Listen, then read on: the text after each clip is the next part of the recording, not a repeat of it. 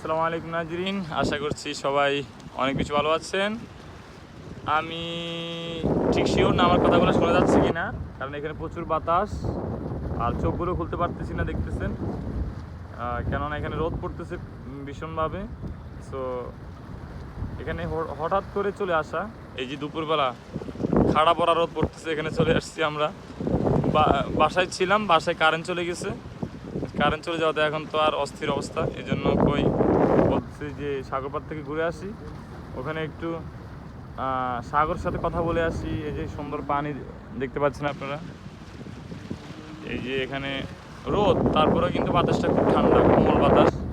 কেননা ওই বাতাসগুলো আসে পানির সাথে ধাক্কা লেগে আমাদের গায়ে আসতেছে, একদম শীতল হয়ে যাচ্ছে শরীর।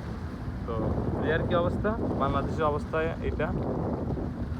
সবার পক্ষে তো আর সম্ভব না কারেন্ট চলে গেলে যে সাগর পাড়ে এসে বসে থাকবে।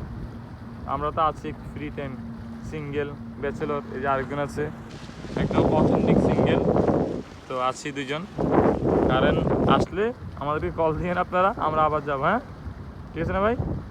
ঠিক আছে, এই দুষ্টামি করে একটা ভিডিও বানালাম। হ্যাঁ, ভালো থাকবেন সবাই, আল্লাহ হাফিজ।